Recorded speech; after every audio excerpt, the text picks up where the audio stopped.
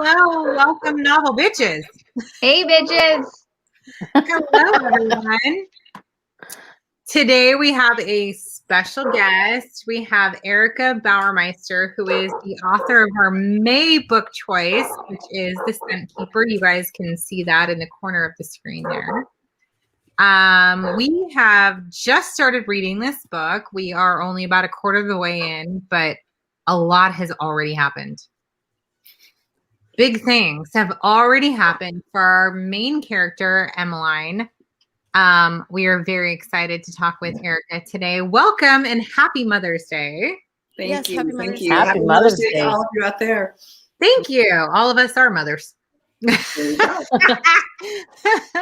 And most of our viewers are mothers as well, so that'll be very exciting. They'll get to see another mother and a writer, and we have some aspiring writers in our book club, so that's super exciting as well. Great.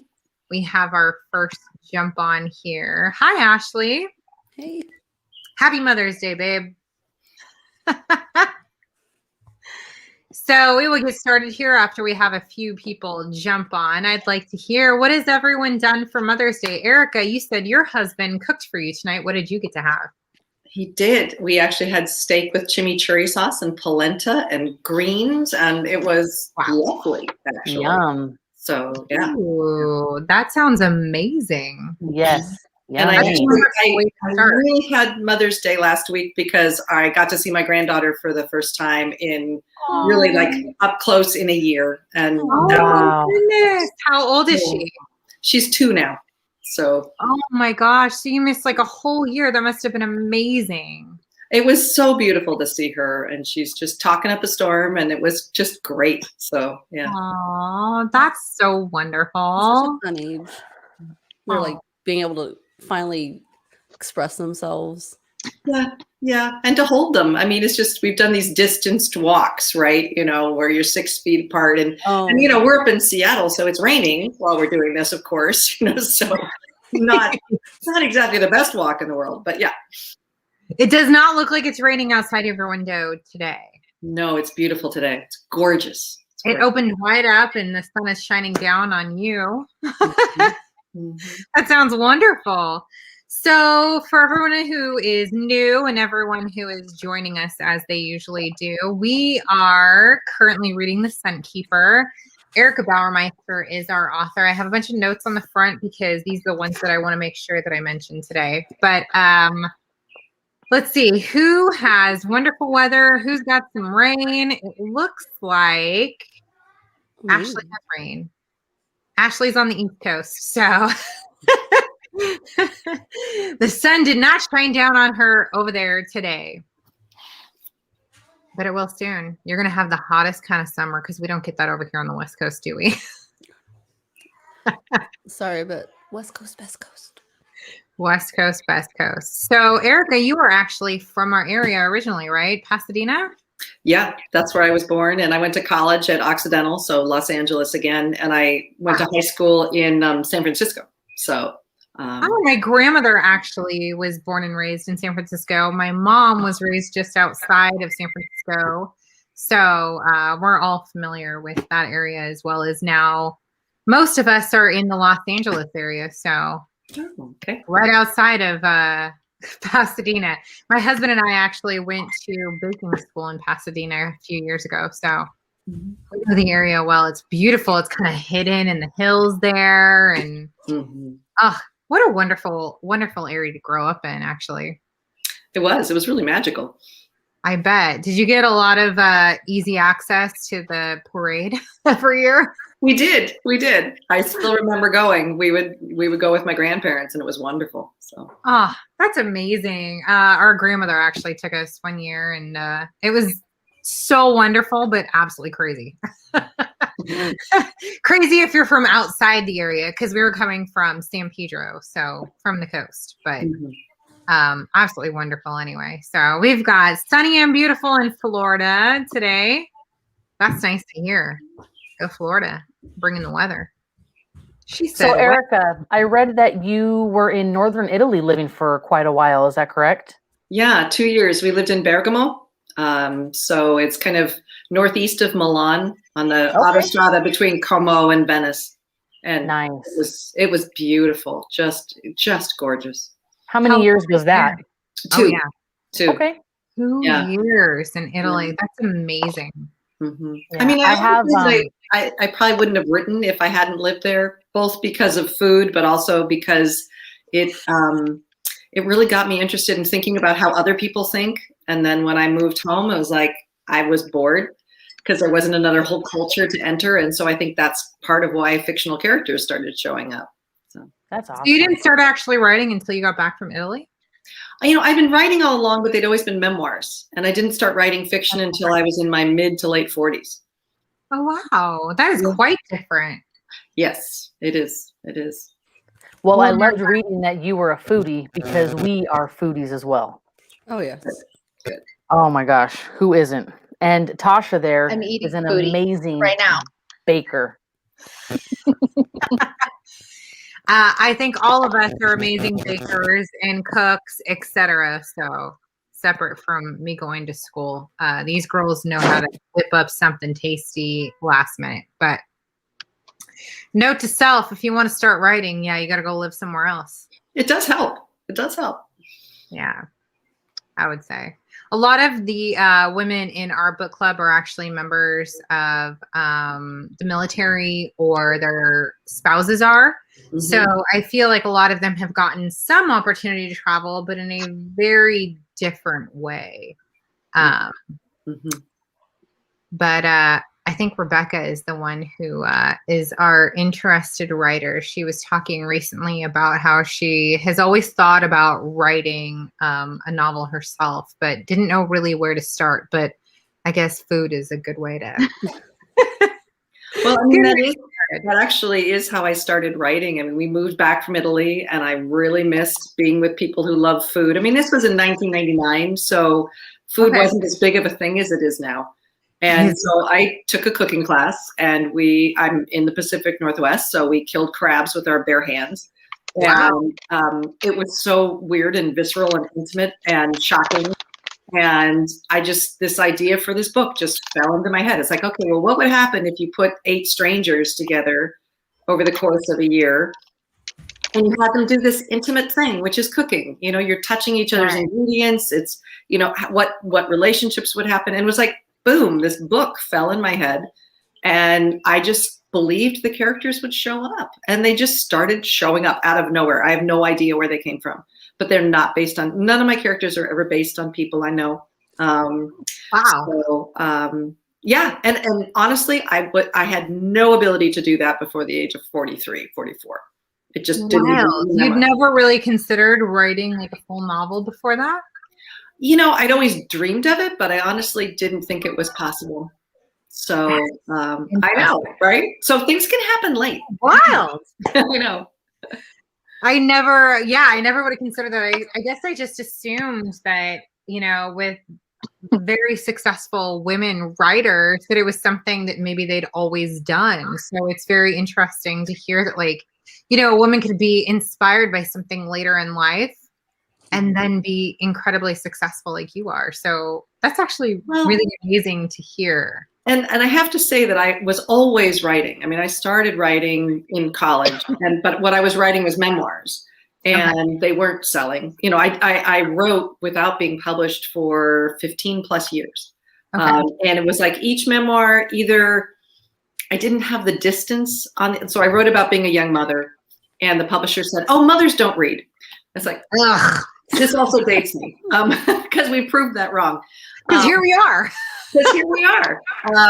And then I wrote about being in Italy, but everybody was writing about living in Italy then. That was right after Under the Tuscan Sun came out. So my timing just kept being off. But, it's interesting because every one of those books was so important to me. It taught me the craft of writing. It taught me the skills. It taught me pacing. It taught me introspection. And so by the time that I was grown up enough to write the book that I wanted to write, which I had always dreamed I would write or hoped I would write, then my skills were of a good enough level. And so I would say, just, for those of you out there who are writers, just write. And it doesn't matter if you're published or not, you are learning your craft. And that's the important thing, because the publishing may come much later. Right. So you started with the School of Essential Ingredients, correct? Mm-hmm. That was your first one? Yep. Yeah. But you'd been writing years before. Yeah, I've been writing for 15 years, and I was used to getting 150 rejections on any one book. I mean, it was just crazy. And School of Essential Ingredients was the exact opposite. We sent it out and we had a response from an editor within 12 hours. It was like, boom. Wow. So when you hit it, sometimes you just hit it. Sometimes it was the same thing with Reese picking Scent Keeper. There was no particular reason that should have happened. That was incredible luck. That is wild. Yeah. That's wild. And between the Scent Keeper and School of Essential Ingredients, you have the Lost Art of Mixing. Mm-hmm. Okay. And Joy for Beginners. And Joy for Beginners, right. Yeah. So Lost Art of Mixing is the sequel to School of Essential Ingredients, and Joy for Beginners is a standalone book about a group of women.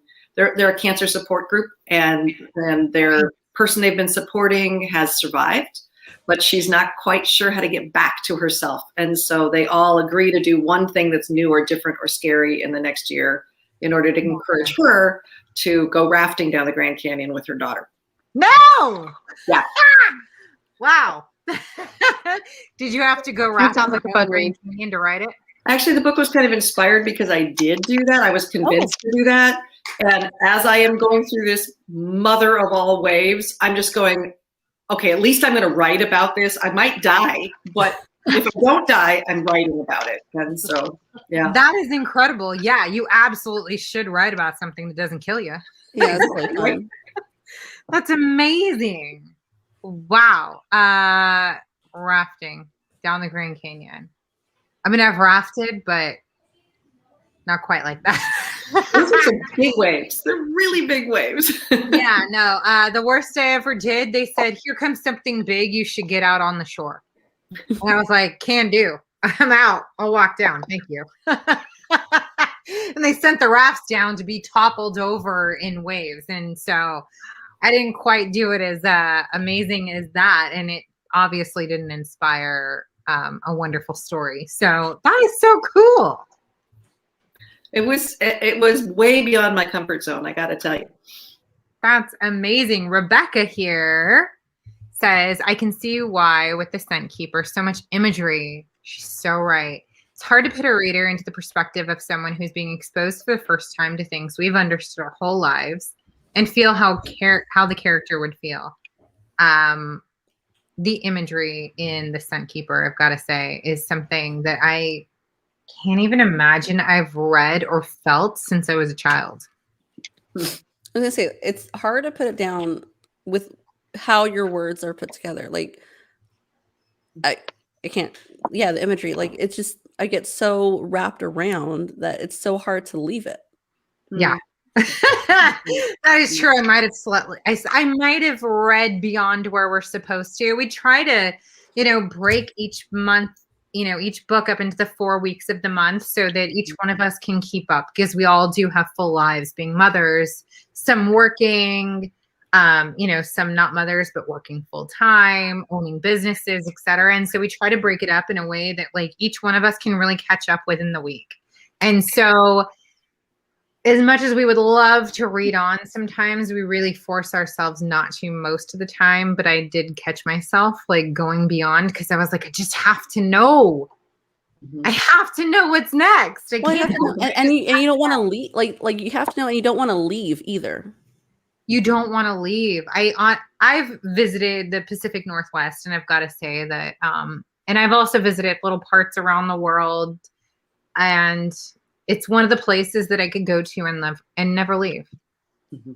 Truly. And so for you to bring me back there in this story is just, it's such a warming place, even though at times this island feels so cold. Yeah. Yeah. Well, and I always wanted it's interesting, and I will not give spoilers, but I will say that as you do your discussions in the third week and the fourth week, there's a really different feel, and you've probably already noticed between being on the island and then being in Secret Cove. And then Right. part 3 is in yet another location that we will not discuss. Right. What I find interesting is that different readers really gravitate toward either they really, really love the island and they want to stay there and they're sad that they ever had to leave, or they find the island is really slow. The fairy tale aspect of it is irritating, and they want to get to parts 2 and 3 where it becomes a slightly more traditional narrative. And that'll be a fun thing for you all to talk about, because I often do that with my books. Usually my books are interconnected short stories, and I love how different readers connect with different characters. And we all think that the character that we connect with is the best written chapter of all of them, of course, and it's the same thing with Scentkeeper. It's just the different parts where it's fairly different styles of writing as well, and certainly a different experience that she's going through. The other thing I want to note is that if any of you out there are reading the hardback version, you don't have the epilogue. And everybody else, audiobook, ebook, and paperback all have an epilogue included. So if it's amazing. Yeah, if you're reading the hardback, it's on my website. So just go to the website, go to the page, you can find it. But that could also be a really interesting discussion question when you get to the end, is what would the ending have been like with and without that epilogue? Because we made the decision to add it after the hardback came out. And that's unusual. It's really unusual to do. But I had written it, and then we decided not to put it in. And then the hardback came out, and I said, people aren't getting it. Can I please put it back in for the paperback? And they let me do it. So that's very interesting. I actually, before we even, kind of long before we started reading, I read the epilogue and I was like, oh, if you could suck someone in such a short frame of time. And that was me. And I'm actually very stubborn that way. I don't get sucked in very quickly into very many stories. And I was like, ladies, this is it. We got it. So for anyone who missed out on the epilogue, I am so sorry. Go to the website. Really go to the website. It starts, a lot of the stories that we've read so far with our book club, they take a while to get into, and there isn't a whole lot of information or a whole lot of really, to really just grab you. And the epilogue does. It really does. It grabs you and it makes you want to see, oh my goodness, what is going to happen next? What happens here? What could go on from this point forward? I don't know. Anyways, I was very sucked in just from that. So it's very interesting that was like an afterthought. That's very cool. You may be referring to the prologue, which is at the beginning of the book, and then the epilogue's at the end. And one of the reasons to add the epilogue was to be the kind of the bookend to that prologue. I guess that's true. Yeah, you're right.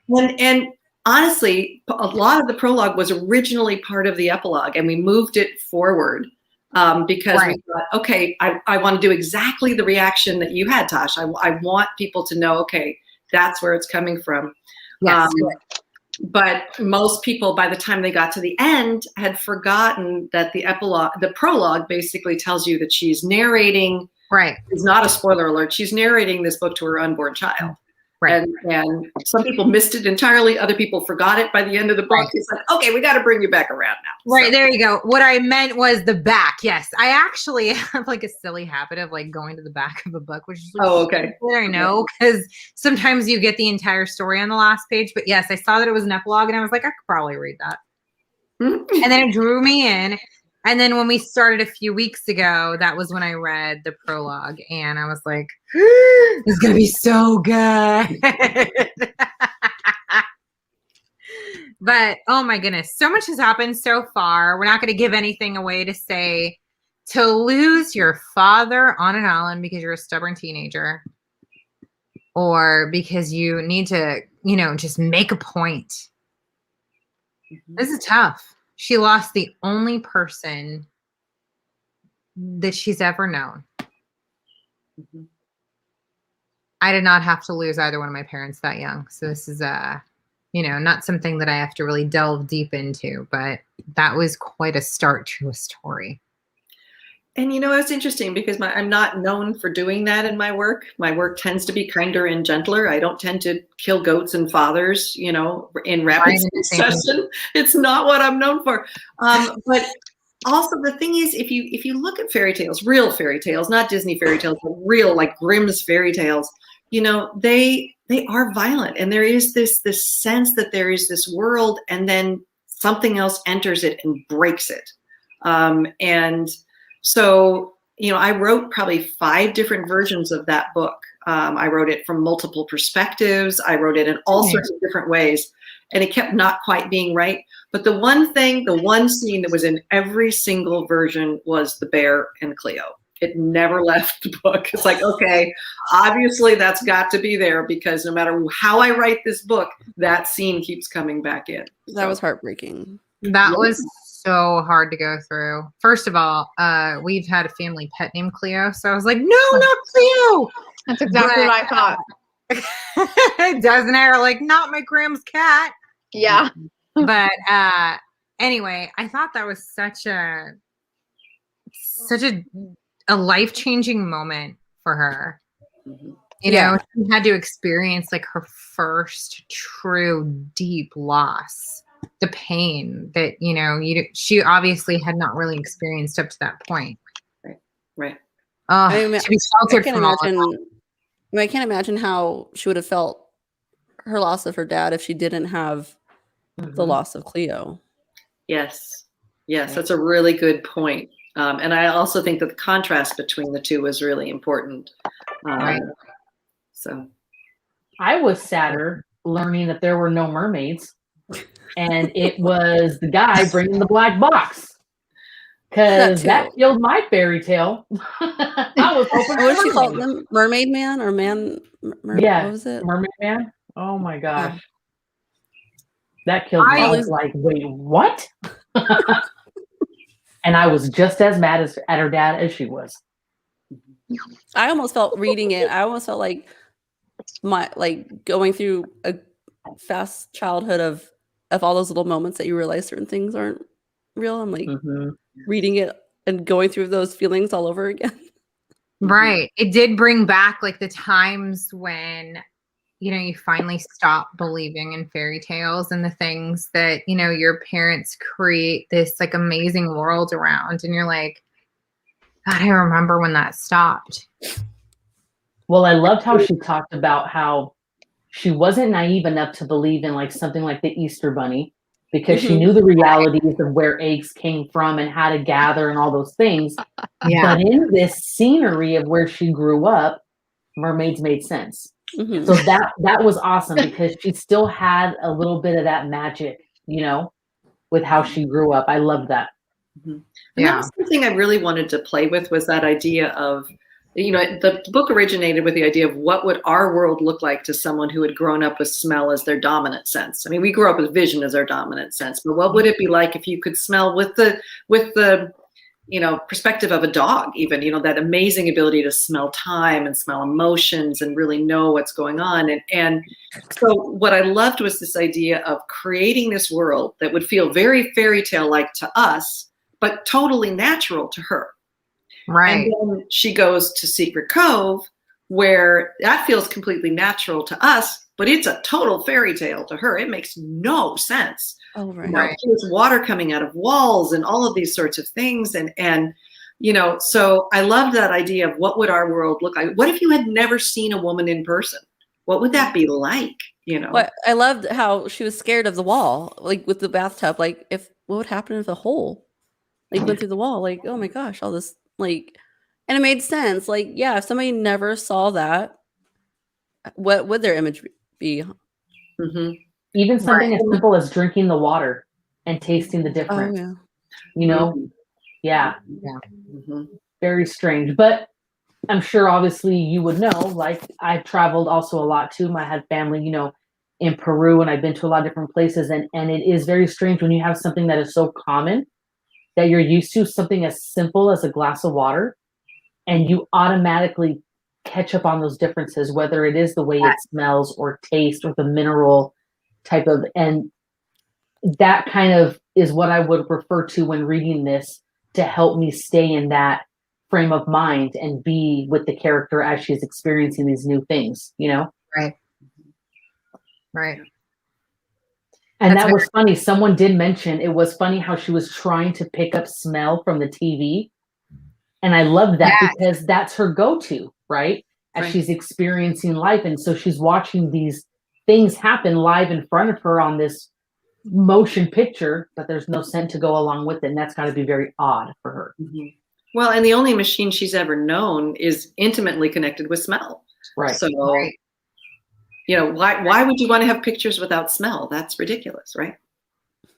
That's true. That is so true. I mean, even just to think is like in even simpler terms, we watch all these cooking shows on TV and we can't smell them. We can't taste them. They just look appetizing.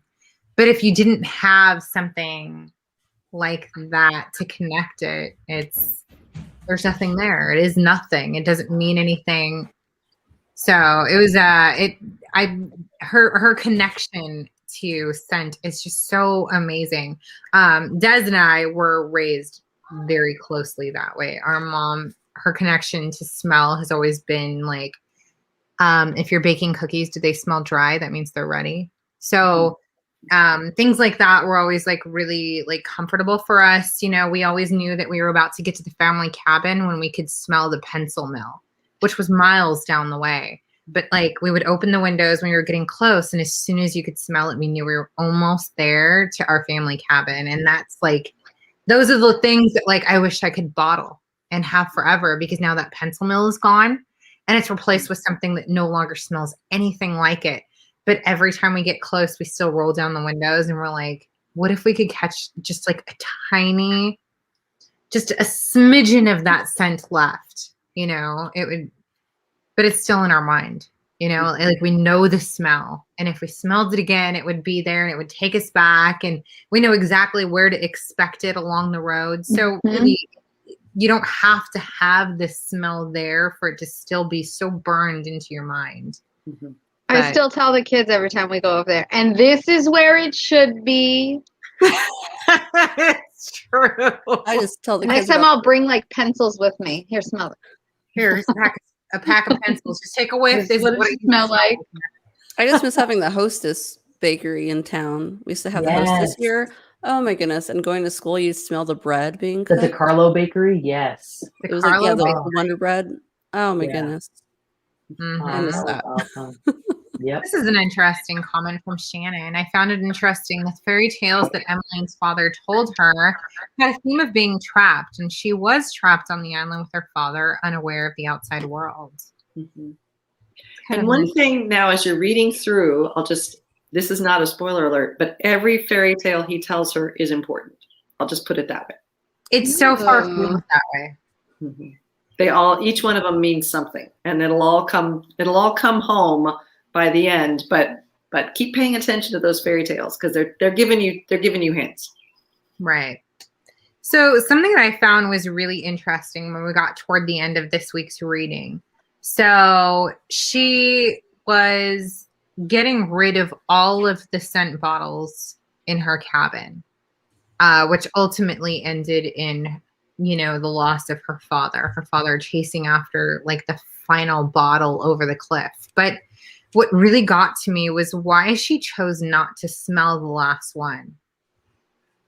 Like she had a moment to in the cabin, like this is the last one. I could smell this.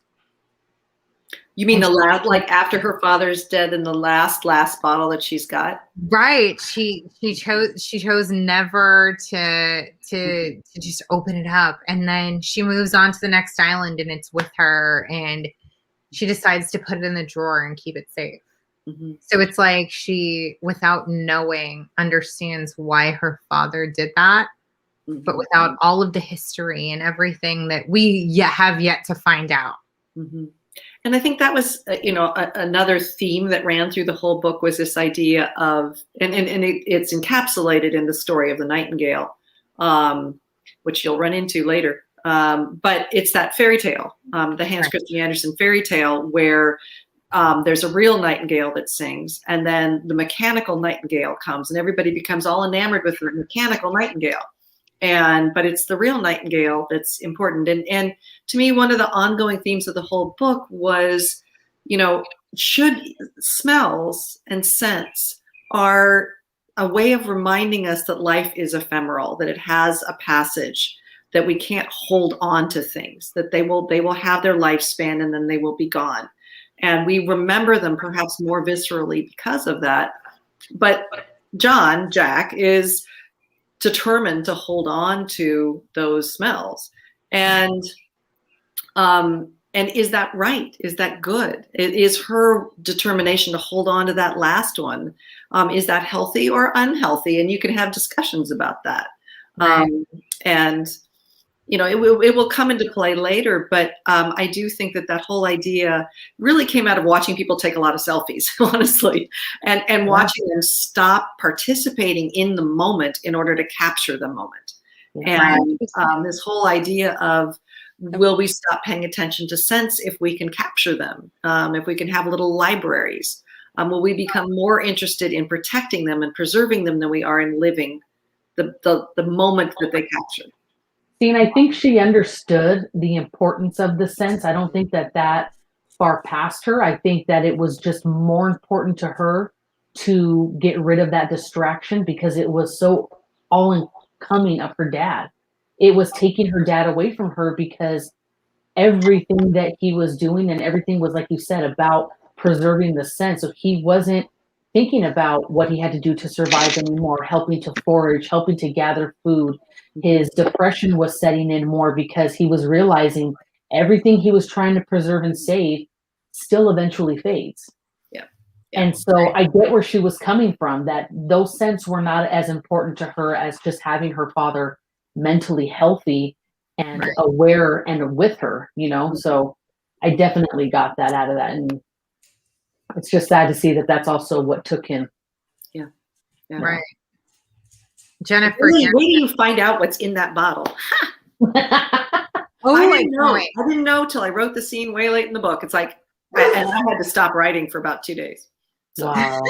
that's all I'm gonna tell you. That's just gonna make you keep reading now. Yes. First of all, when she was grabbing those bottles, I was like, but what do they smell like? Like, what are the scents? Like, what story of Jack's are in there that she's just tossing out when they meant so much to her? And then which story did her dad leap after over the cliff? Will we get to find out? We'll find out. Okay. I cannot wait. So I'm like, what was it? What did you let me know? I know. I mean, you can't dangle something out there and then not answer it. But I didn't know. All I knew was that bottle was going to be important, and I did not know until I wrote the scene where she finds out. I didn't know, and it just anyway. I'm going to shut up now. No. So what I want to know is if everyone had to guess what was going to be in the smell. Is it a future scent from that point?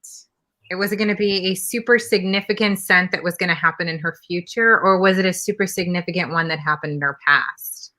So that was where my thoughts were at right then, and I thought future, but that was just that was where I was.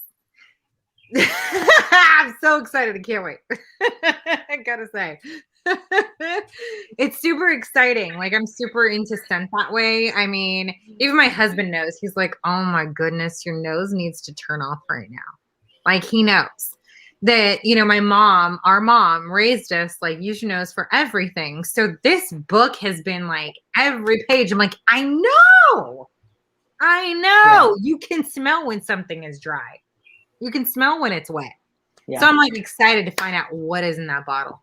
I can't wait. I learned growing up baking from my grandmother. She's Croatian, and my dad is Italian and Peruvian, and he was a chef at a point, owned his own restaurant. And so there's no recipes. You go bake with my grandmother, and I'm like, none of how much flour. Well, until it's not that wet, like a pancake batter. So it's the same thing.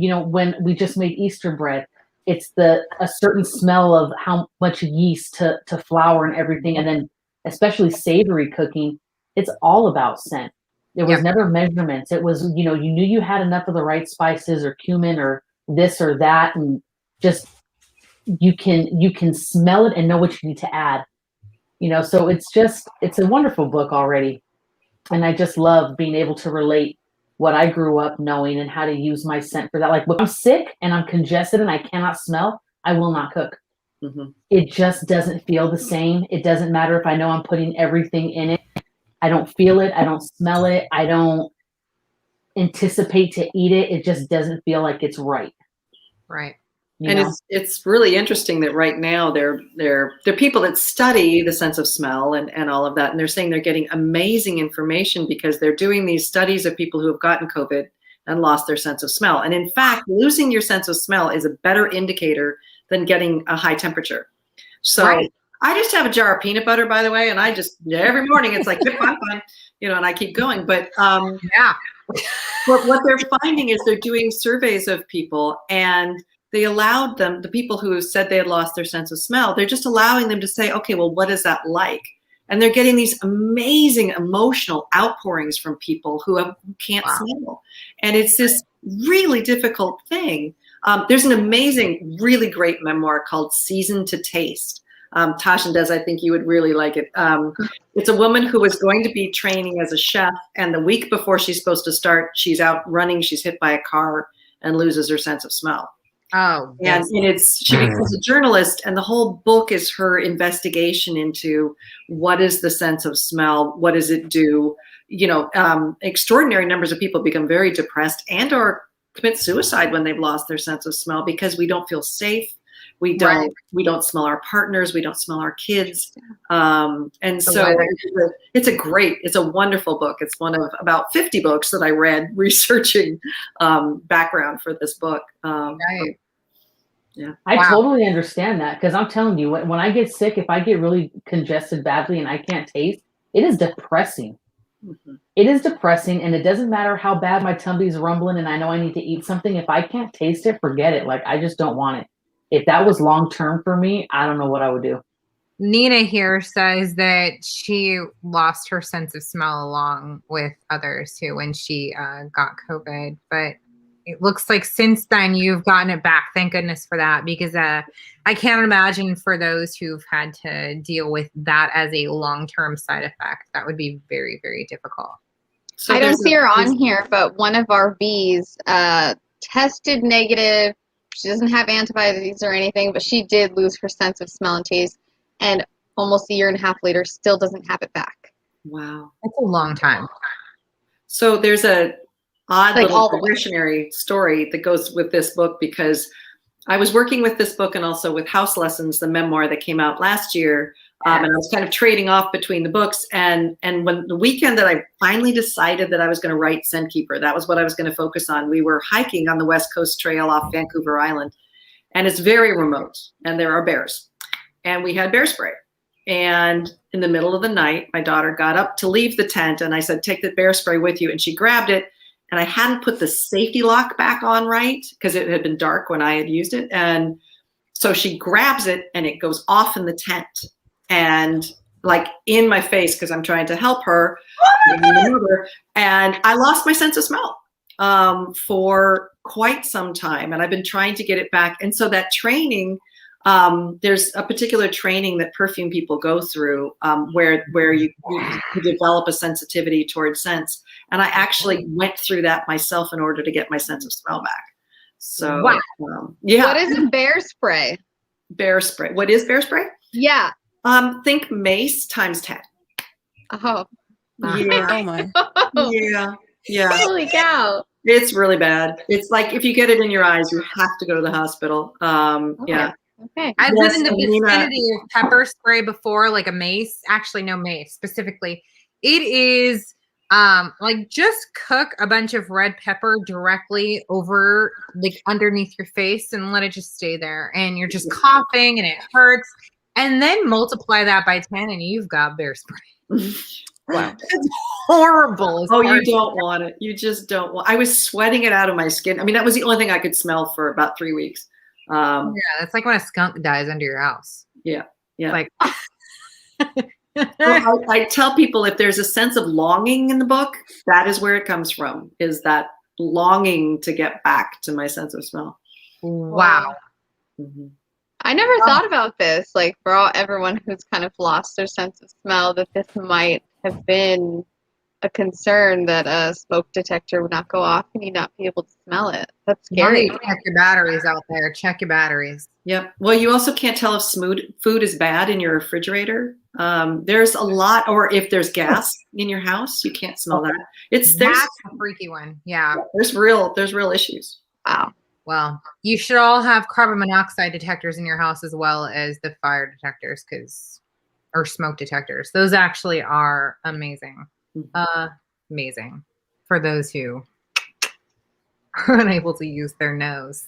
But good Lord, everyone talks about like, if I were to lose like my vision or my hearing, it's always like, oh, I would prefer to lose one or the other. For me, I'm like, please just don't take away I could not discuss like losing my sense of smell. That's something I could never include in that conversation. I'm never going to lose my sense of smell. I'm just saying, like take away my hearing or my vision, but not my smell. So Erica, let me ask you. I know you get this asked, I'm sure, a ton of times, but what are some of your most favorite and memorable smells? Yeah. A lot of them are in the book because I got to do that if I wanted to. So, I mean, wood smoke is just an absolute childhood growing up. I have so many good memories, and it is just such a evocative smell. So that's a big one. Cardamom. I'm a huge fan of cardamom. That shows up in with Colette. And I love the smells of the Northwest, the evergreens, the rain, so many of the things that Emmeline is responding to on her island are things that are near and dear to me. I didn't do a lot with citrus, but that would be another one for me. I don't tend to be a big floral person. Yeah. When I'm choosing perfume, I don't tend to go in that direction, although I understand why people do it. But I'm much more of a green, what they call the green sense. Yeah, I understand that. What would be a scent that would take you back to Italy? Besides pasta sauce? Italian women wear a lot of perfume. There are probably many perfumes that if I smelled it, it'd be like, yep, I'm there. I don't know if they still do, but in the late 90s, they did. Yeah, a lot of perfume.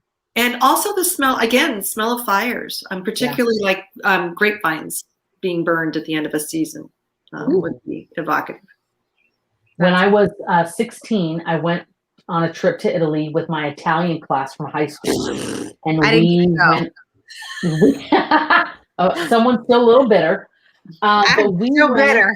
Yeah, we went from Rome up into Nice and Monaco of France. So we traveled all of northern Italy, and it was absolutely beautiful. But when we got into Monaco, we went to a perfume factory, and we got to create our own perfume. And it was so much fun.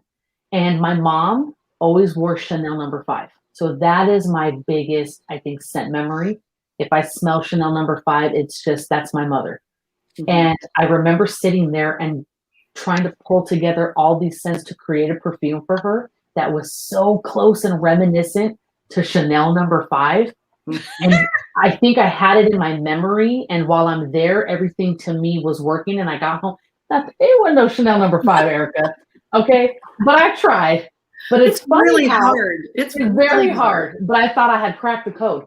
But it's funny how when you remember something so deeply, how you can swear that you're pulling these smells out of these things and it's smelling the way you want them to smell and not necessarily what their true smell is, That reminds me of like the first quarter of our story when she and her father try to recreate a smell so that it won't go away, so that they could put it back in the jar because it's disappearing, but it's just not the same smell. It's because their smells in that house at that time are also a part of it. And it's like, you just can't recreate that.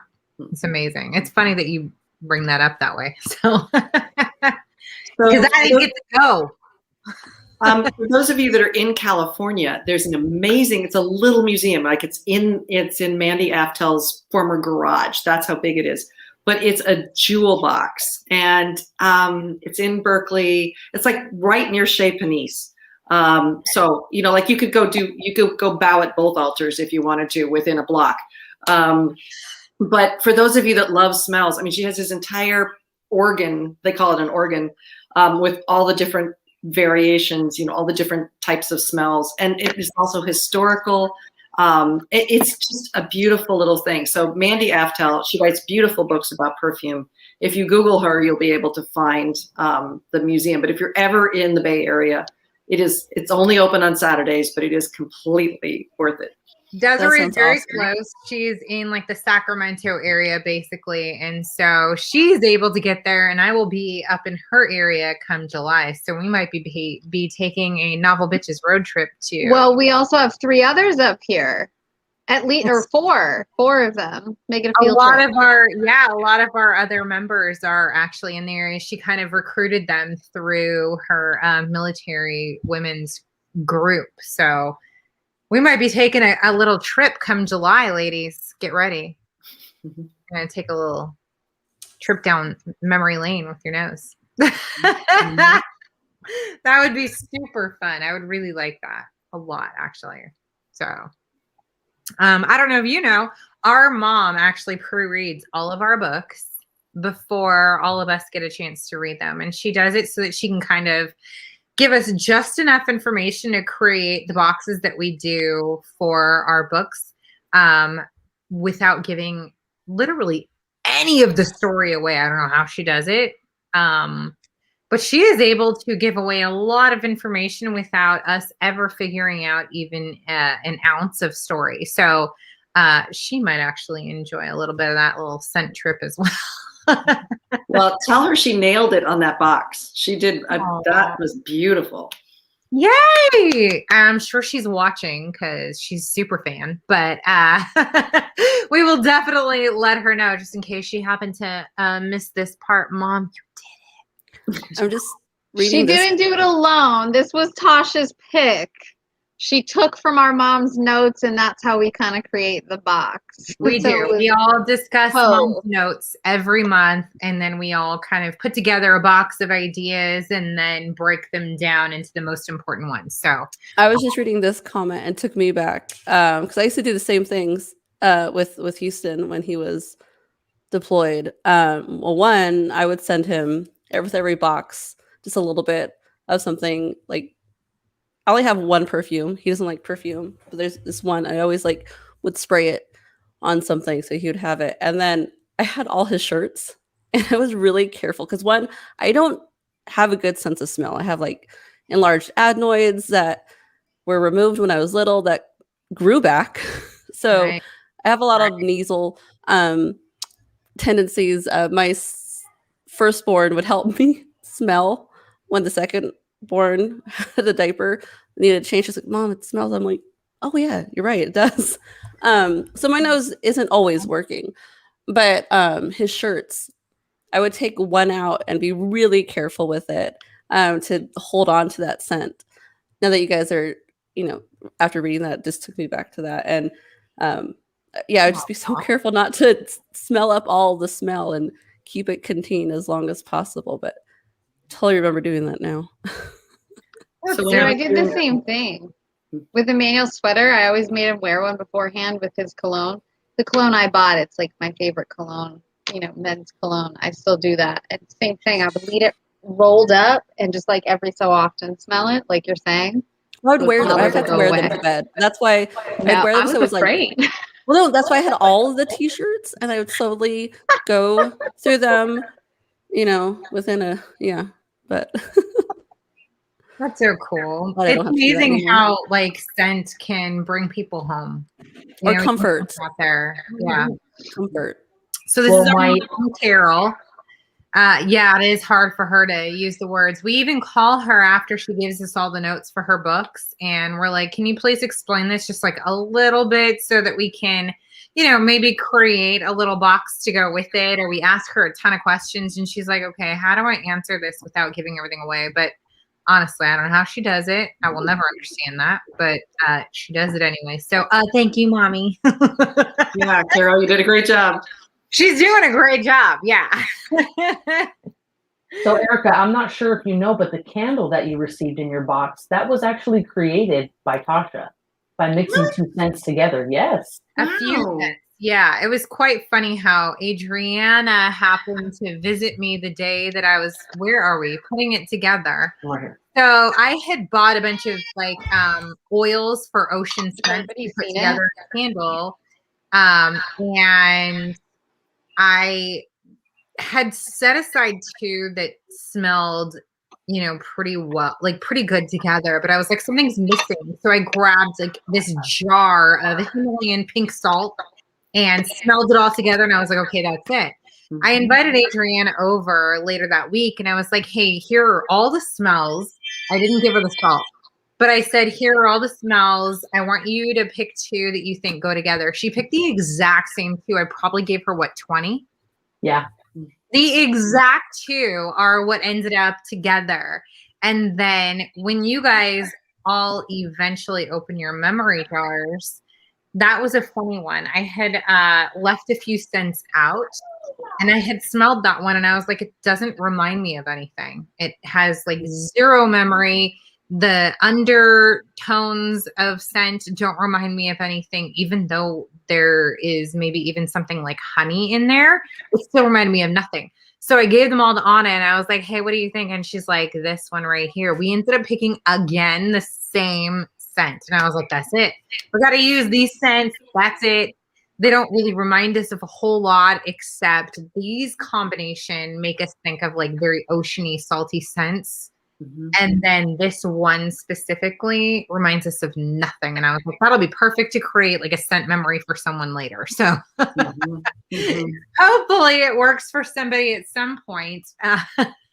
Yeah, but just a fun fact for you. So when you burn your candle, know that that scent was created in the thought of your book and just the whole scenery. So that's awesome.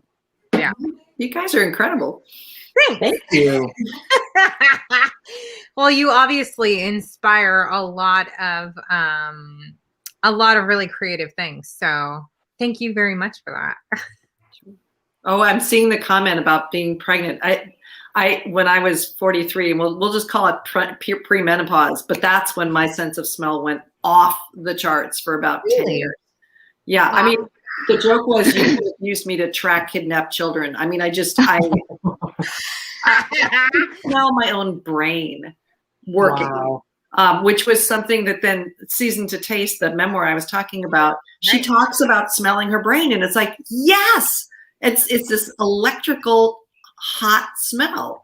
And it would only happen after I'd been working really hard or if I was watching TV and I would turn to my husband and say, can you smell it? And he'd say, you're losing your mind. And it was at about this point that I started writing and having imaginary characters. So I think he probably thought that something had kind of, like a little screw had gone loose in the works there. But right, it was really true. Yeah. That's wild for it to like just kind of all of a sudden hit you that like, have you always had a very strong sense of smell? Was that like something that was No, it really came on at the same time I kind of started writing fiction. I mean, it was like everything sort of hit at once. And they do say it's very related to hormones. So my husband will agree. I don't know if he's watching, but he will agree. He's like, I can always tell when you're about to menstruate only because like your sense of smell becomes about 10 times stronger than it normally is. And I do have a very strong sense of smell. He's like, I don't know why you didn't get into perfume when you were young, but then come your hormonal time, he's like, it's that much worse because I can smell when like leaves are growing outside. So I'm like, you need to go water that plant that's like a mile away from the house, please. It's smelling dry. And he's like, how can you even tell? But gotta love hormones. They do weird things like that, don't they? How nice. Mine was people's breath or body odor from across the room. Wow, Nina, poor you. That's like just put on like a nose clip and try your life at that time. I hated when Emmanuel even wore deodorant while I was pregnant with any of my babies. I couldn't, no perfume, no scents. I wanted to not smell anything because, like you're saying, it just goes so haywire. You can smell everything. And I get really nauseous, really sick I don't want to smell anything. Right. See, my smell didn't get crazy with my pregnancies, but my taste did. And with my one pregnancy, I needed a lot of citrus, a lot of acid. And then my other, it was a lot of iron, meat, stuff like that, red meat. Yeah. But it was that taste. It was crazy. That's interesting. So, okay, Erica, I have to ask you a question. I've been waiting. Have you met Reese? Do I what? Have you met Reese Witherspoon? On Zoom. Oh, good, close enough. We had a Zoom call. She was announcing her new projects, which are really cool. I totally recommend you go get the app and look at the projects because she's got some really, really wonderful stuff coming up. But I was actually on a Zoom screen, and because of how, the intricacies of where you're placed, I was in between Reese Witherspoon and Alice Hoffman, and I thought I was going to die of joy right there. I mean, that's exciting. Alice Hoffman was who really got me wanting to write fiction in the first place. Wow. So to be between the two of them was like, yes. So, wow. But no, I never met her in person. Oh, she's awesome though. I love her. I am so impressed with what she's doing. I don't know if you've seen, she's on the cover of Time Magazine this week. And there's a really great interview with her. It's a live interview. You could probably just Google Reese live interview Time Magazine. Right. But she's there not as a celebrity, but as a business owner. And she's impressive. She's really impressive. She's done quite a bit. Yeah. Yeah. I'm just saying, if you happen to come across her again, put in a word that we might want to put boxes together for her. Well, she is putting boxes together. By the way, that's her thing. She's doing boxes. And the thing that so impressed me was, we don't know why she chose my book. It had been out for probably over 6 months when she read it. She usually does debuts that have not yet come out. It was not selling at all. It had sold maybe 2,000 or 3,000 copies. It was basically dead in the water. And that is not the kind of thing you would normally think she would, buy in. And she read it without the epilogue too.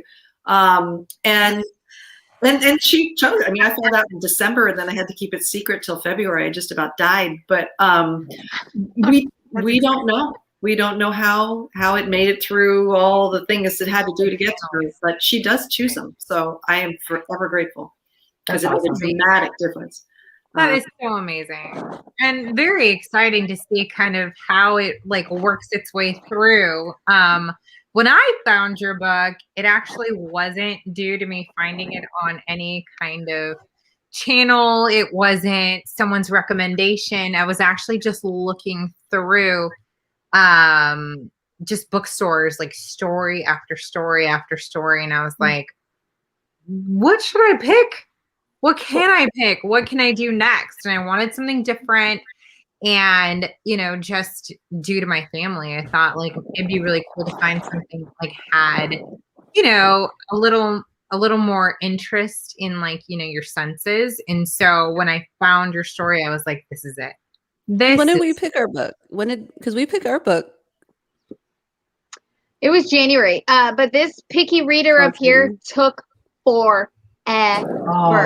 She read for weeks, it seemed like. We were like, we're going to put out our calendar. It's not going to have your books. We're going to have to send them stickers of your book once you finally pick it. So you made the cut. She chose it. Do we have a picture of the... Oh, yeah. So, calendar? Erica, we put a calendar together. And if our followers or, our members bought the calendar, they get to see every book that we chose for the year.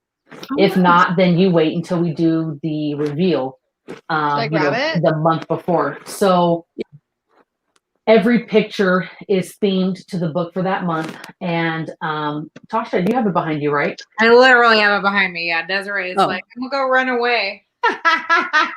Sorry. So this is the photo that she created that was inspired by your story. Oh, there you go. You can expand. Oh, interesting. So she's there with your book, and there's all the scent bottles just magically floating around. How cool is that? That is really cool. Yeah, she did a really great job. That's a really beautiful picture. It kind of, there's the Lithuanian cover. So every country that publishes a book, it's a separate deal. They do their own translations, they pick their own titles, they do their own covers.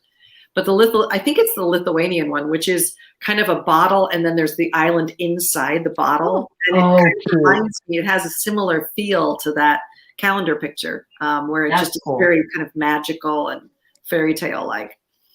That is very cool. Did this based on each jar has a scent memory from each one of us. So for Adriana, she has her Chanel number 5 in there, and each one of us have a couple of scents that were really important to us just kind of growing up. And so we kind of threw that just like on the jar just for fun, but ones that were just kind of important at the time. So we all have our little scent memories in a jar, and the pencil mill is on there for our mom who brought us there all those years. We couldn't figure out how to box Dominique's husband's dirty combat boots. It wasn't the boots. It was just him because he'd come from the desert. I thought it was the boots. No, it was just him. When we hugged, he just smelt of desert. Yeah, we put some desert in there for her, but it wasn't dirty boots. So I thought it was. That's what I could have sworn. So Erica, before we let you go, I think we have a little game that we want to play with you to just kind of get to know you better, right, Tosh? Yes, we do. We have a little this or that. A little this or that game. So we'll just do a little rapid fire. You just choose this or that. You can explain why or not, or just answer them. So we will start with tea or coffee. Coffee. Coffee. Go, girl. Hot or cold weather? Cold. Morning person or night owl? Both. Just not in the middle. Either end, not in the middle. Right. City or country? Country now. Unless it's Paris or New York, and then they win. Ooh, Paris or New York wins. Okay, good to know. Let's see. Paperback, hardcover, or ebook? Hardback. Yes, that's mine. Pencil or pen?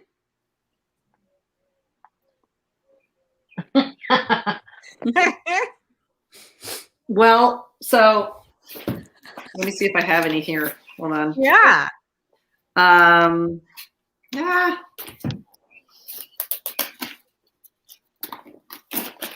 I'll show you why I'm going back and forth. Oh, was it one of those like dual? Oh, it's like the old school ones. This is how I plan a story. Oh, that's so cool. And I will do that for a whole book, and then I'll do it for each character, and I'll do it for each chapter, and I will just drill down. So that's where the pencil comes in. But if I'm going to write, I have to type. I have to be on a computer. I do not write longhand. I write terrible, schlocky. Hallmark wouldn't even hire me to do it if I'm writing longhand. So that's cool. That's good to know. I really like that you do like the whole like bubble method, like all the way out. That's neat. Very cool. All right. Next one is cake or pie? Cake. Breakfast or dinner? Breakfast. Unless it's pasta. Unless you're in Italy, right? Yeah. How about read in bed or read on the couch? Bed. Bath is better. Ooh, yes. We'll have to add bath because Desiree is. That's Dominique. Me and Dominique, we've got the good bathtubs. Yeah, Anna and I can't fit in ours, so no, mine's like a foot soaker. Yeah. Foot soaker, yeah. Let's see, fireplace or bonfire? Bonfire. Library or bookstore? Oh God, that's not fair. I know. One in the morning and the other in the afternoon. Sorry, but you know. Love it. We'll do both on the same day. Thank you. Let's see. Are you gonna go for a sweet drink or a spiced drink? A little spiked drink. I'd probably go for red wine, but then I would go for an old fashioned after that. So whatever category you want to put that in. Ooh, a little bit of both. Okay. And then are you going to go for a home cooked meal or a 5-star dinner at a restaurant? Depends on how good the home cook is, but I would go for the home cook. Ooh, yes, love it. Here's the thing. People always, after I wrote School of Essential Ingredients, people would say, well, are you a chef? And it's like, no, I'm a cook. Because to me, a cook is about the people and a chef is about the production of the food. The technical. And to me, it's all about that interaction between the people at the table and how the food creates that feeling. So I would rather be in somebody's house eating any day of the week. That's if you're good. If you're terrible, if it's going to be like all mushy and stuff, no. But if they're a good cook, yeah. Right. So don't go to jail because that's all one texture. Right. Yeah. And color. Yeah. Right. And color. Yeah. I'm the same. I like it rustic. I'm not worried about my chops and that everything's the same size and the technical piece. I'd rather be a cook than a chef any day. I like your style, Erica. Yeah. So then would you rather host holiday dinners or go to a holiday dinner? Ooh. Depends on the holiday. So I write about this in house lessons. I really don't like the food for Thanksgiving because it's all mushy and you put it all on the table at one time. And so I came up with this Italian version of Thanksgiving, which is in School of Essential Ingredients, which is a multi-course. You actually sit at a table for longer than 20 minutes kind of thing. Yeah. So if it's a holiday dinner where there are all those expectations and it's going to be a lot of mushy food, but what we did is we created a new tradition called Pasta Fest, and it's 3 courses of pasta that we all make by hand, and we all get together, and it's like 20 people now. And we now do it in January, and because that's kind of a dark month and it's sad, and you need a celebration. So and it's my favorite holiday now, and it's only. Does everyone wear elastic pants? And I'm going to repeat, Anna, I like your style. Right. Pasta Fest might be our new favorite holiday, actually, because that's a whole, food group of its own, pasta. So we're definitely down for that. Being like in and out of Italian families and stuff, pasta is always a part of Thanksgiving. So at least you get a little bite. It's more than just mashed potatoes and cranberry sauce. So. Yeah. So unless it's Christmas and then it's Cioppino. Right. You said January. I just want to make sure I save the date. Just let me know where to show up. And we'll be there. Well, see, what we learned was you have to do it the weekend before the Super Bowl because that's the only weekend there isn't a football game and you don't lose people to the TV. And we refused to have the TV on. So that was the only, it's very easy. So when you're planning your own, I'm going to give you that little pro tip. Just do it the weekend before the Super Bowl when they're all on an off week. Okay. So you're awesome. Like end of January, like last weekend in January is typically. Pretty much. Okay. Yeah. Anna's booking a ticket. I'm booking my ticket right now. So Erica, I also want to let you know, I'm not sure if, it clicked when you started to get our emails and talking with me and Tasha, but I did buy this book for Tasha from the bookstore up in Washington, and you came in and signed it and wrote a message to her, and they shipped it to me, and that was her Mother's Day gift from me, so that she, because it was her book, her choice, now has your signed copy. So I thank you for that. Okay, well now I'm laughing because I did not know that was you sending it to her. and they said, okay, the bookstore owner said, all right, so they want you to write this particular message, and are you okay with that? Because you don't actually know her. It's like, no, this is fine. It's funny because I told them to write, I think it was like, thank you for being like a great mother and friend, keeper of hearts and scents, and I think they wrote down secrets. They heard it wrong, but I'm like, whatever, girl. Like, it's fine. You still got an autograph copy. So that was, You didn't have to tell me that because when I read it, I was like, oh my God, I have a signed copy like directly to me. She wrote all that. I was just crying. I wasn't supposed to just let me have it, okay? Oh my goodness. It's yours. But that's awesome that you offer that. That was really cool when I was doing some research and I saw that was available. So thank you for that. Oh, and it's a lovely little bookstore. If you ever come to Port Townsend, and I highly recommend it. It's the sweetest little town. I've wanted to go for a very long time. Very long time. So if you see me, I promise I'm not stalking. I promise. Well, it's fun. You know, House Lessons got chosen as the community read for Port Townsend this year. And so we've had people stalking our house all year. So it's been funny. Because you just know, you see people, like they drive by and the car slows down and people are pointing at your house. It's like, yep, and I've got my bathrobe on. So there we go, you know. I'm just going to go check my kinda mail and pick up scary. the newspaper and do my thing. And hey, I know you read my book, but Yeah. so that is your most recent book, right? From last year? Yeah. And that one's a memoir. So I actually finally Right. did get a memoir published. Oh, So nice. I feel like I came full circle. So. And that one is very, very interesting because it's about your renovation of a life, right? And a house. So we bought a house that had been owned by a hoarder. And Right. took out 7.5 tons of trash. Oh, and no. had to take it all the way down. I mean, we had to lift it up off the ground. I mean, all things. But it was, you know, talk about fairy tales. It's a very magical house that gets exactly what she wants. And so the whole experience and also the experience of how our marriage and our family changed along the way. It was fun to write. And I'm glad that I actually waited 15 years to write it because I had a perspective on being a parent and on being a wife that in 2001, when the events occurred, I wasn't as clear on actually what I was learning. And 15 years later, it's like, oh yeah, that's what I was learning. It's amazing. So is your home complete today? It is. We actually added the last pergola, which we didn't even know we needed when the pandemic started. We, like everyone else, did an outdoor project. Okay. And I built my writer's studio down in the orchard. And I know, it's great. It's amazing. really beautiful. I mean, we're there now. That's that. I was going to say the lighting in there is Beautiful. I mean, you just can't write it. So is this where you are currently writing your next story?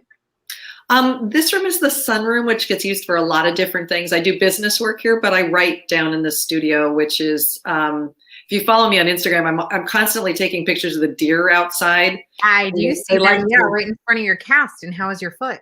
Yes, they like to just come and lie down in front of the writing studio and just stare at me like, why don't you do something? You know, and You talk don't have about to be a performance. writer. I'm doing Yeah. right now. I'm creating. So busy. And how far into your recovery are you from your broken limb? I'm hopefully about 2/3 of the way through. So Oh, that's good. That's good. yeah, we'll get there. Were you rafting again? I was walking down the street and I turned to look at a house, as one does, and there was a big chunk out of the pavement and my foot just went. So Oh. yeah. Tell people you were rafting. I would stick with that. I never put myself on the adventurous stuff. It's always like walking down the street or walking on a beach. And so. It'll be this one right here, down here. It would be. I could trip on a pebble. A pebble. Mm-hmm. Would I send could her flying. dislocate a toe kicking a basket. One of the really flimsy laundry baskets, the small one. I'm sorry.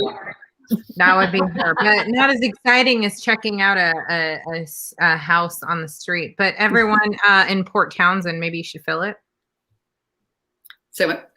Yeah. Would you be filling that hole in Port Townsend just so there's no more? There are a lot of holes in our streets. Maybe now they'll actually fill it. PSA, fill the holes. Yeah, PSA, fill the holes. Yeah. But also PSA, check out the homes and then watch where you're stepping. So good to know.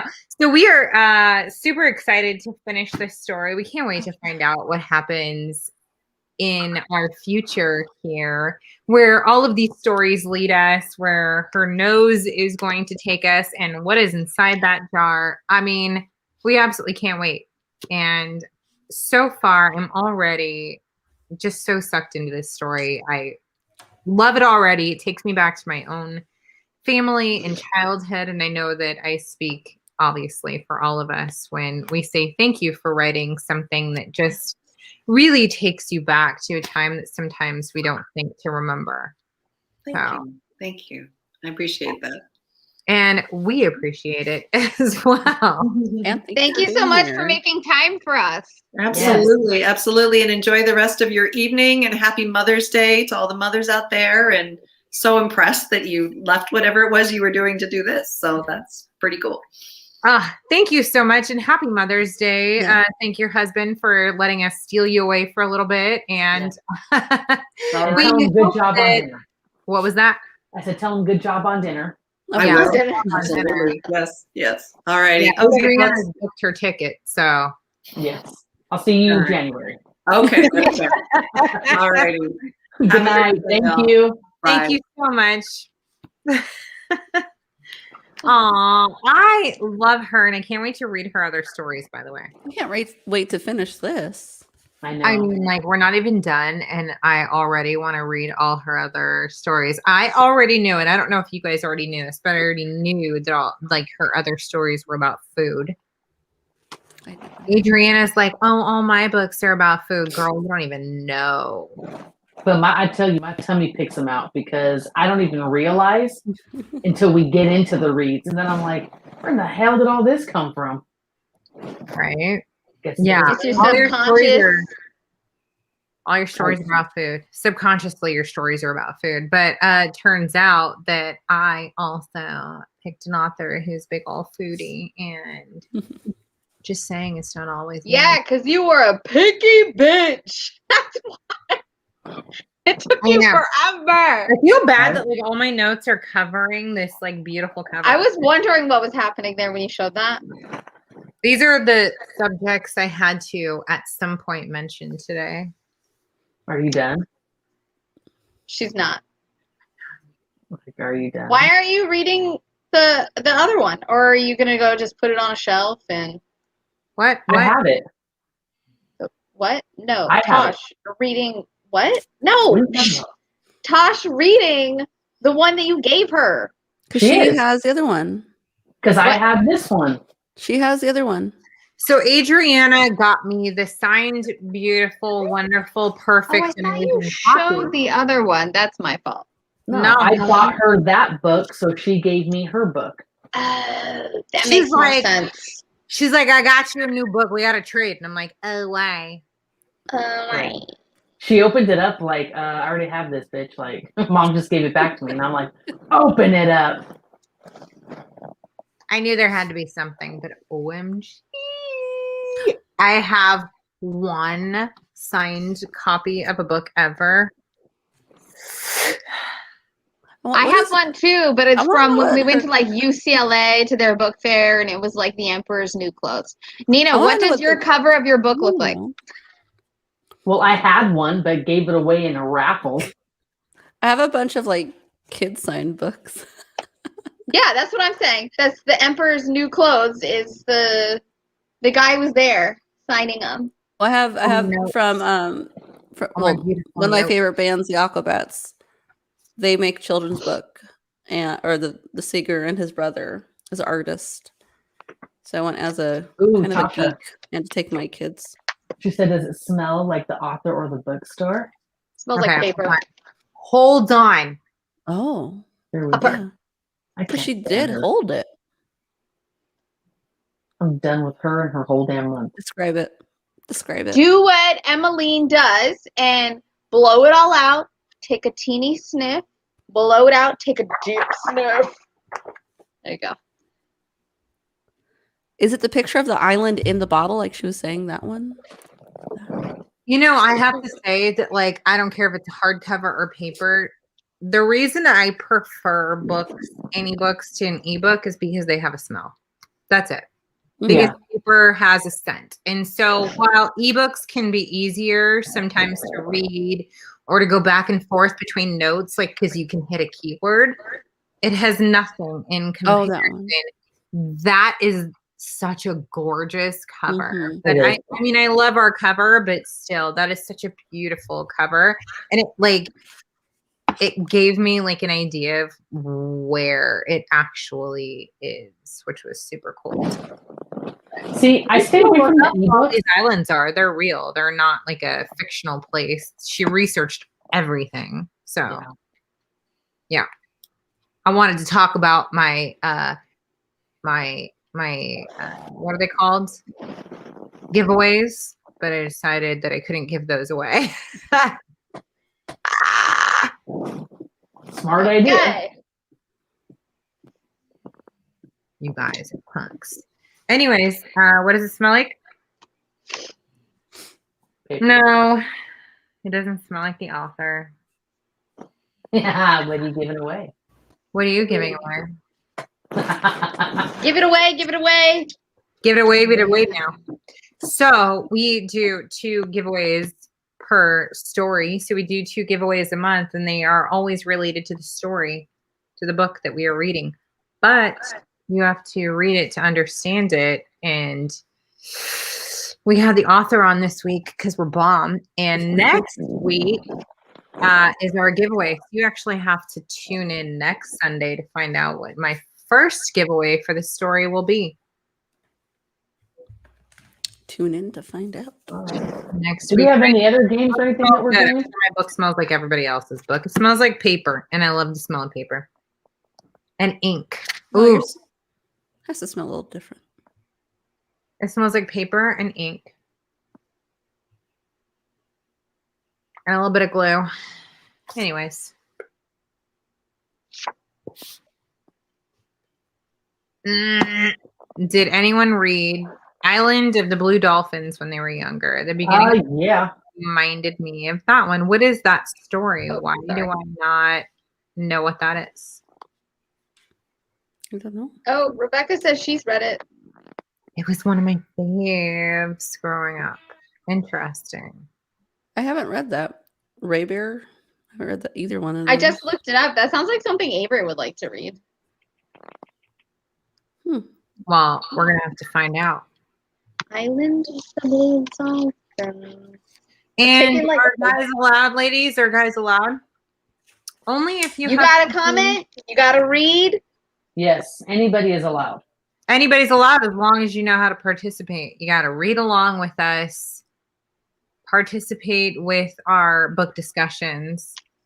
and deal with our mom. So talk. we are only a quarter of the way into this book. If you want to read it with us, The Scent Keeper by Erica Bauermeister, the amazing author that was just on here with us. You might have missed it, but I like that little here, secret she showed us. How she- rewind how she and go read. back. And what are we going to be reading up to next week, ladies? Oh, page 159.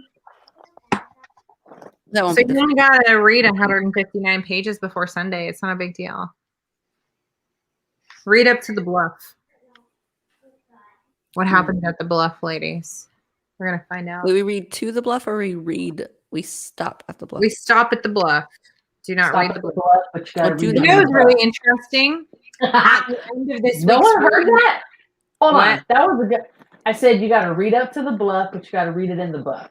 And no one got that. I didn't Really? hear it. You first. Hooray. Go. Anna, go. I already said it. I'm not No, saying no, it no, again. no. I said, okay, you first. Let's see. Go.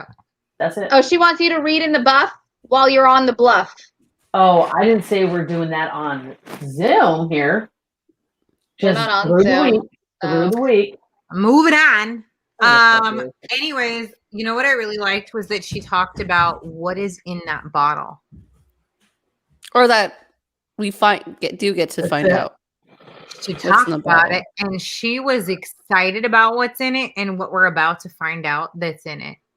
Oh my goodness. I was relieved that I didn't find that as a spoiler. It was a relief to know that I get to find out what's in it. Well, I like Right. that I mean, she there's no talked spoiler. about- We don't know. I like that she talked about how it wasn't a premeditated thing. Like she was writing up to the And it scent. just came. It's just that as she wrote it, it was like an epiphany hit her, like, oh, this is it. So that's going to be really cool to see. Yes.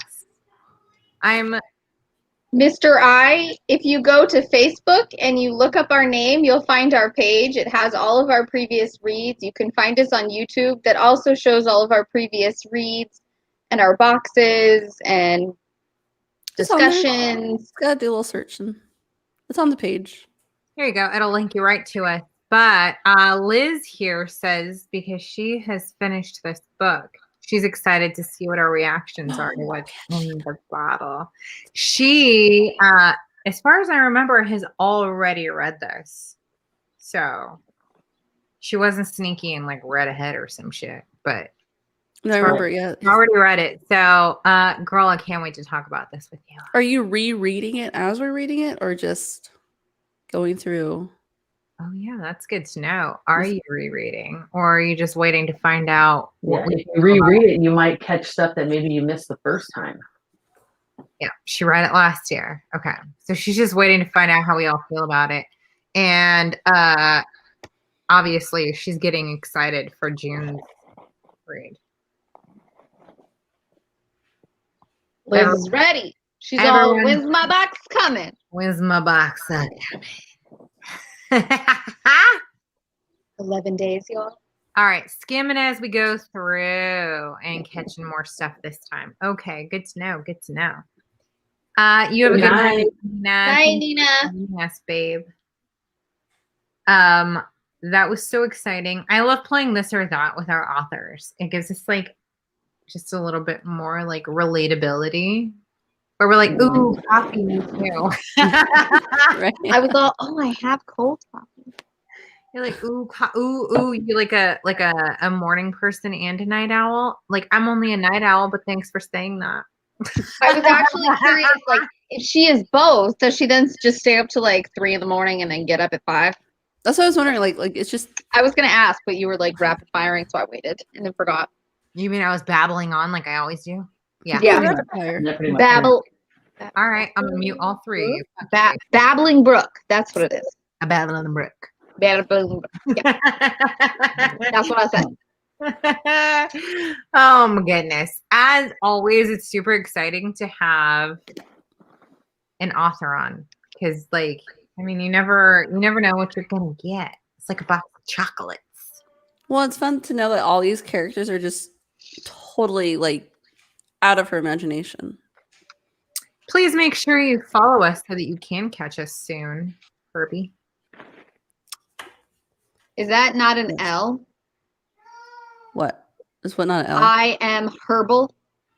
That's an I. Oh, that's an I. That's a Herbie. Look at her. That's a Herbie. Oh, maybe I can't. Mara. On mine, it's like so close. It's that Herbal. You know what that is? My issue is my astigmatism. It's very blurry.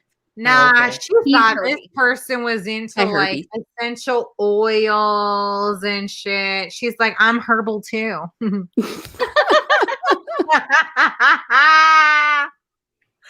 I'm Herbie.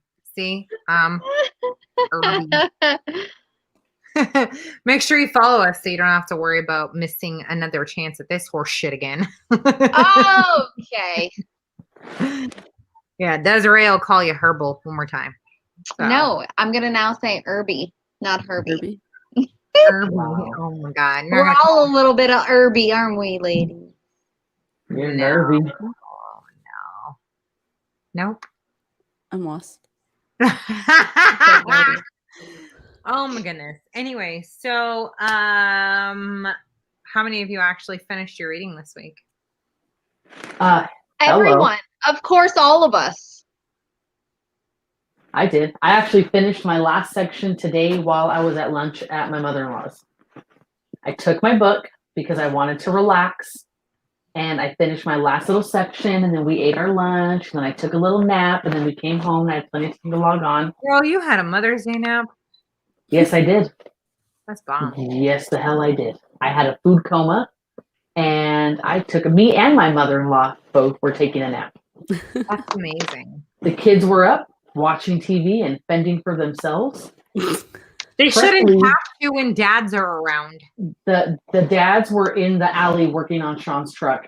Exactly, so, Rebecca. What is this? Why is Mother's Day Father's Day? But check this out. I'm telling you, Daniel's downstairs taking a nap because he was eating up all the food and he was like, I'm tired. Okay, why is he not watching us and commenting? Like, what kind of fan are you? Obviously not a true fan. I wake up at my mother-in-law's to find that Presley had made herself comfortable and was watching the iPad underneath the stairs. Now, Under the stairs. mind What is- you, What that is is normally? that is the dog bed. So she threw another little blanket down right there and a pillow and was like, I'm cool right here. That looks like a comfy space. I mean, Yeah. honestly, it looks like it's meant for her, by the way. Right? It Right. is literally is meant for a pup.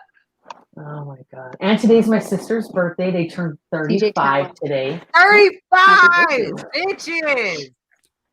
Happy Whenever I birthday, think of your bitches. sisters, I only think of them when I was in high school and I'd come over to the house and they were your younger sisters and Yeah. they were like 13. So we spent The all only day way I remember. yesterday at my mom's house and we went swimming and had food and had cake. And every year they fight to see who's going to blow the candle out first because that's as they were kids. Same thing. We'd have to light it twice.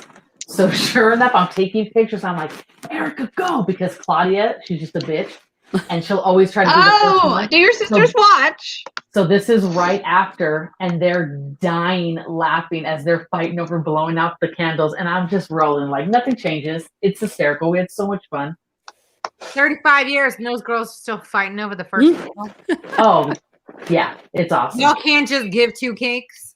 No. Or two No, separate because that's what candles? makes it fun. No. They have to blow out the same that. one and see who blows it out first. You know, I we like it. actually did that with Avery and Mason for multiple cakes where I would go and get them made. But there was one year where we did like Princess on half and Batman on half. So they did each have candles on either side. So they both kind of blew them out at the same time. But then we put their face in it, but we did one at a time. And so it was Avery first. So Mason was busting a gut at Avery. And then she was crying. So then I went boop to his face. So then he was crying. So her with cake on her face looking at him while she's busting a gut. But he's over here crying. And Oh, one of my favorites. So nobody got cake that year? Because I wouldn't Excuse want me, my it wasn't a double plate COVID cake. year and we don't give a fuck about germs. So Well, move on. I don't Yeah, care I about still- germs, but I don't want wouldn't. face Yeah. cake. I wouldn't eat face cake. It wasn't like face cake. It was like face cake. It was like a little bit. It wasn't just the nasal. shit just in the like cake. really Got it. quick in. I didn't go. it's not a big Before they deal. You ruined just it. got little bugs in your cake. I mean, it's not like you had Disgusting. eyelash. Nope. Oh, okay. Well, Okay, have you y'all guys were seen that there TikTok? eating cake, so move on. Look, have you guys seen that TikTok where they do that and they mess the cake up? Like it's trash. And then it spans to someone and they're holding their plate like like it's the That whole would be reason me? why I came and just fucked it up. Yeah, I would have dropped my plate and walked out sad as hell because now I ain't got no cake. Well, I had cake today. I'm gonna call out my mother-in-law and her bomb AF cake that she brought me today. Who? It is not keto. I have been waiting for it for 17 years. So I'm just saying it was worth it. What cake was it? 17 years. I waited for this. Okay, well, yeah, what was it? You're leaving us hanging. So, anyways, she made a, what does she call it? A pineapple nut meringue, or I don't know, whatever she calls it. Mom, what do you call it? Like just, CJ, what does your mom call it? Oh, I think I remember you mentioning about this. So I mentioned it because she had pineapple nut meringue. Yeah, that's You're what he wrong. said. Thank you. No, you don't need to say that's what he said. That's what I said. Well, no, Drop he answered. Mom didn't I don't answer. care. CJ Drop it. answered. It doesn't pop up. I Want said to it. mute her? So no, that's a Take it no. off the screen. Take it off the Get screen. it off the screen. Get it off the screen. So, anyways, Sherry made I don't it get it. for us for Mother's Neither Day. do I. What do you not get? It's a pineapple nut meringue. This one. Yeah, we get that, but okay. So continue. So she made I it. was So, just saying that I said it. He did not say it. Anyway, Got it. even has though- she been promising to make this for 17 years? no, so I've been hearing about this cake for like 17 years, and she finally made it just a few weeks ago. And first of all, bomb. I mean, bomb. I don't know how she does it, but she puts the like cake itself in like a metal pan, and the cake gets like sugar crispy on the edges. What? Okay, so then there's like cake, and like a meringue layer, and there's like nuts, and there's more cake, and then there's like roasted nuts on top. You don't even know. So you're welcome, Desiree. She made you extra because she knew you were coming down. It is I'll not. take a bite. That's very sweet. Thank you. No, you'll take more than a bite, trust, because I did. I was like, oh yeah, I'm on a diet. I'm going to be good all day, but I know she's making the cake. So you want to hear what my lovely daughter said about me today on Mother's Day, of all days? So my mother-in-law is telling her, they're in the kitchen and telling her about how she needs to go on a diet, so she wasn't going to have any more desserts because we had cheesecake and cake and there were chocolate-covered strawberries. And she says, yeah, that's okay, Grandma, because my mom, she went on a diet, but she just ended up chubbier. Oh, I said, well, ain't that but a bitch. So thanks a lot, Presley. Happy Mother's Day to me. You're a real son bitch. You want to know what Houston said to me today? Or not said, what? but He said Happy Mother's Day. we were sitting down and he looks at me. He's like, do you know what filet mignon means? I'm like, I don't know. Like, not really. He was like, what? It means thick petite. Do I want to know? Do I want to know? Is it going to ruin my meat? He said it means thick. Say it. He means, interrupt me. It means thick petite. Girl, you're thick petite. And did he So I looked at him and I was like, what are you trying to say? What are you getting at? At the table. And he just like kind of snickered and laughed. And he said, you're my kind of steak.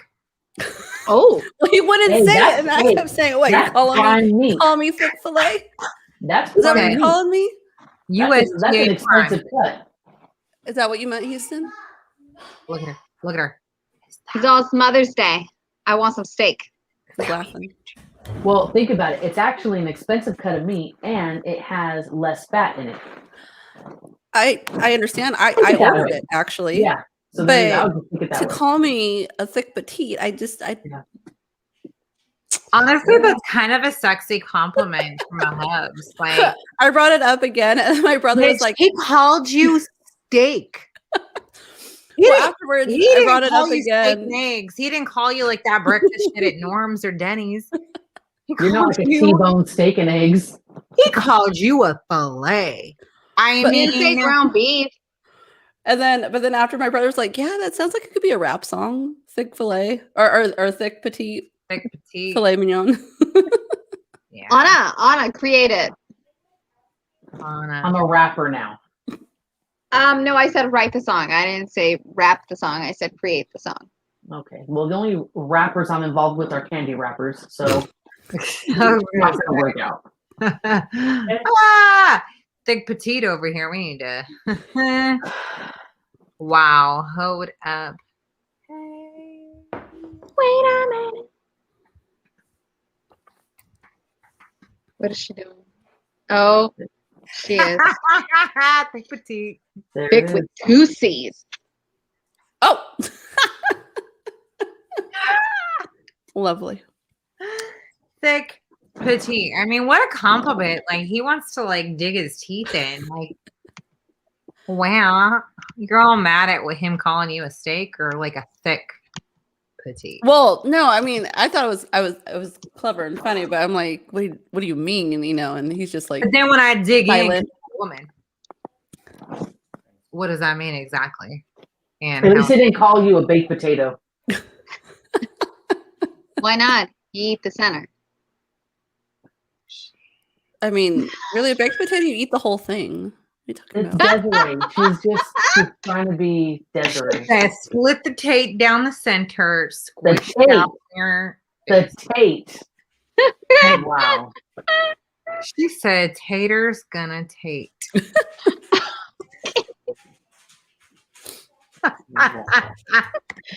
Oh my gosh. I'm done.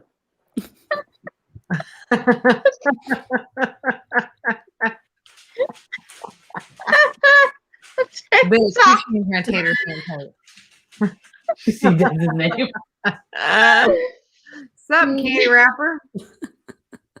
So right, we got thick petite, candy wrapper, and tater tot. Y'all have stripper names, and I'm coming to the club. I'm just saying.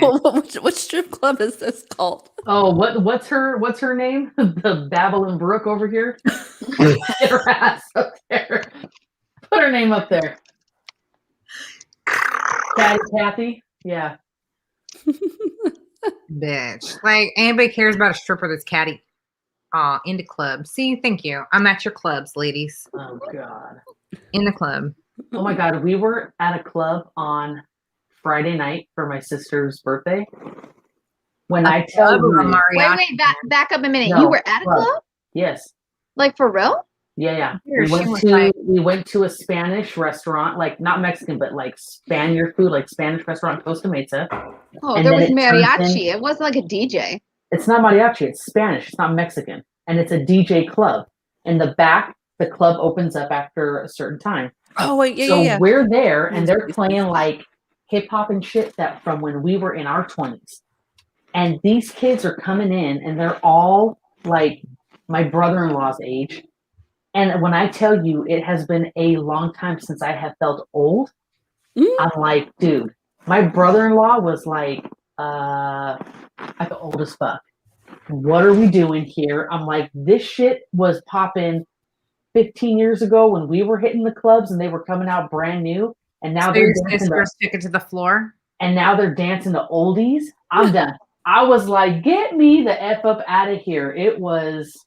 So what you're saying is we need to create a club where there's an age limit, not 21, not 18, so then but like Sean, born in the 80s. 30.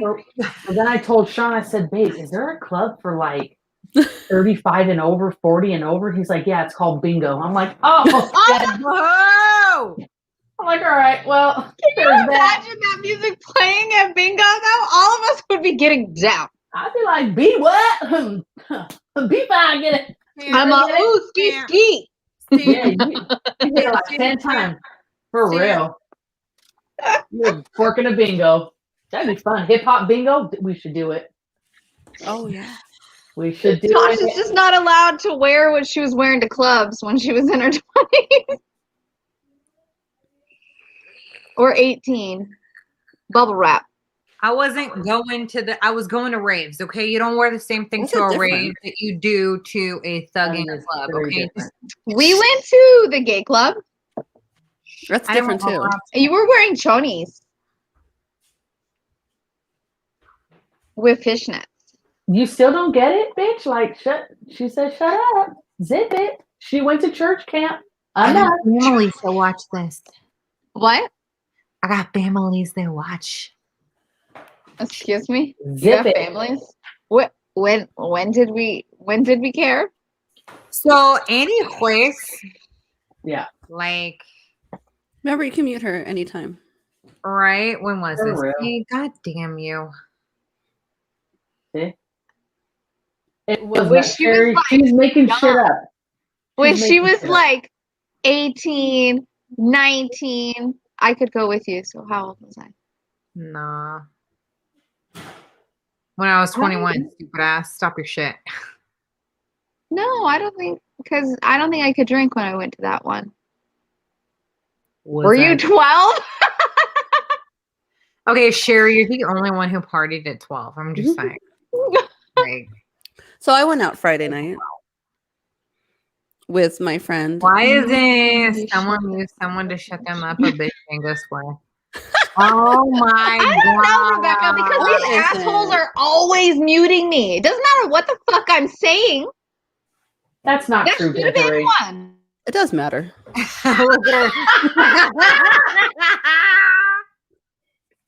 Everybody loves to hear what you have to say. Oh my God. Yeah, you tell the best stories. You couldn't hear me, but I was yelling. Oh my God. Yeah. So I'm sorry, but next time that'll be on your square. Where were you when I was with you, Rebecca?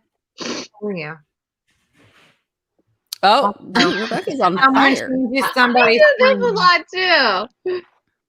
Oh, Sherry says you were jealous she was partying at 12. You know what? She probably was. I am, because if I was partying at 12, it was like at a birthday party, and that meant that I was like pinning the tail at St. Peter's. Putting the tail on a donkey at 12. I know you were like Wow, in girl. the communion on Jesus. That's it. Listen, you talk about at 12 years old is at St. Peter's. When we graduated from St. Peter's, you know how y'all went to Disneyland upon graduation, Tosh? Mm-mm. Oh, upon graduation. Yeah, like everyone before our Culmination. class always went to Disney. Our class decided not to do that. Y'all, everyone else did like a lunch at the school. Our class somewhere, I don't know who was PTA, but they decided that we were gonna have our dinner. Do you remember at the top of the fish market? And they gave everyone shot glasses. We were 12. For what? They gave everyone usually a cup, and it was like etched. Everybody always got a cup. Tosh, you've got to have it somewhere, or mom. But they did for our class. They did a fucking shot glass. Probably because it was cheaper. Oh That's my funny. goodness. So what alcoholic Oh, that parent fish was? market. Yeah, you had some Same fish alcoholic market. parent. That shit's gone. So you don't have to worry about them handing shot glasses to children. It's in a box somewhere. I should find it. You should. In the garage, drinking when Des. Is that a bingo square yet? Oh No, my that's where she was. That would be a bingo square, but that would be in the center space because it's rare, girl. Exactly. That'll do it for everyone. Rare. And I didn't put it on there, so you don't get to take it. For anyone who doesn't know, this bitch is coming to SoCal next week. Mm-hmm. Like 36 hours. I say next week. We're literally Sunday is the beginning of the week. Bitch is gonna be in SoCal. She's coming this week. back to SoCal. So she's coming down south this week, and we got her southern roots. Shenanigans planned. Shenanigans. Is anybody joining this? Just kidding. Shenanigans. Y'all bitches coming down? Just saying. There's like 14 of you up north. Where are you? Where are you coming down? When? You asked where I was when you were coming up. What the hell does this mean, CJ? Northeast. He's hiding from you, I'm guessing. Oh. He's hiding when you come down. My poor hubs. Rude. Yeah, your brother's doing the same. Rude.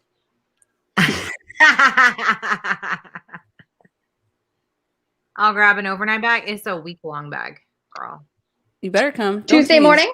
Tuesday Don't morning. tease. Like the store. Bingo. Because Ben has speech that afternoon, and I thought about it after the fact. Originally, I was coming down Monday, and then we weren't doing everything for the whole week. So I waited a day, and I have to get there extra early so Ben can do speech that afternoon. Do y'all have any idea with my kid? He's been going, when is Mother's Day? For weeks. And I'm like, God, you're so sweet. And he's like, yeah, because Auntie Desi's coming 2 days later. Did you hear Ben this morning? Yeah. Or I texted to you. But then Yeah. even after that, he was all, done read? Go aunties? Because I told him I was reading for book club, and then we would go down in like 36 hours or whatever it was. He's like, bitch, you done reading it? Because I need to go south. I need to go to Auntie's. Mm-hmm. Yeah. That's So, cute.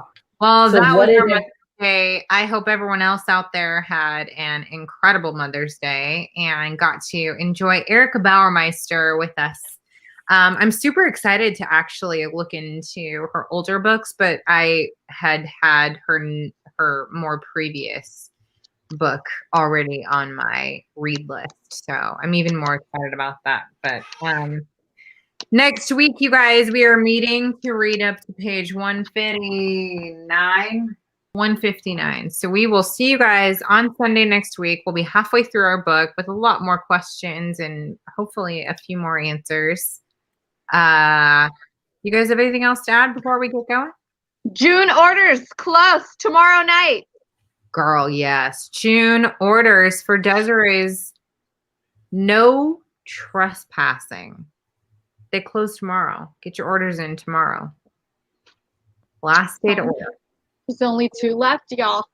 Oh shit, yeah. There's only 2 boxes left before we're sold out for the month. Who's gonna get them? Get it. You need to know what's in this box. Trust.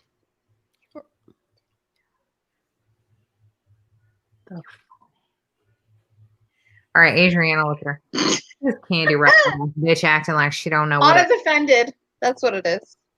Offended by what? My What's stupid in the face. box? I don't give a shit That's about what what's she's in doing. it. Oh, what's in the box? Thank you for laughing at that every time. Dominique's the only one who knows. Y'all didn't see the movie Because it's her author. Y'all didn't see the movie 7? I know what you're talking about. Isn't that no? Was Brad it 7? Pitt. Nope. I used that. I messed comma. that up. We were gonna leave on a high note, and then look at here we go. We never leave on a high note. There is no high note where the novel bitch is. Like, it's just a low note. Especially when Tasha's singing. As long as it's not a brown note. That was the worst. Wow. Oh, novel we need bitches. to talk to her about your scent smell, Des. Did you pony on up today? Fuck. We didn't get to talk to her. Look at her. She is looking sure. She is looking unstressed today, I gotta say. Wow. That would have been funny. Just saying. Wow. Dominique's laughing. Wow, is Stinky Teenager somewhere written in your story? Because no? Okay. Cool. I love you guys. Novel bitches, we will see you next week for halfway through this book of The Scent Keeper. Yes. Happy Mother's Day, bitches. Anna, are we boring you? Yeah, a little bit. Oh, I have to get back to my Mother's Day nap. oh wow. Otherwise known as a coma. Okay, that'll work. Okay. Yeah. But now I got to eat all over again to get sleepy. So thanks a lot. Oh, happy Mother's Day, bitches. You Happy guys Mother's have a Day. night. We'll see you next week. Good night.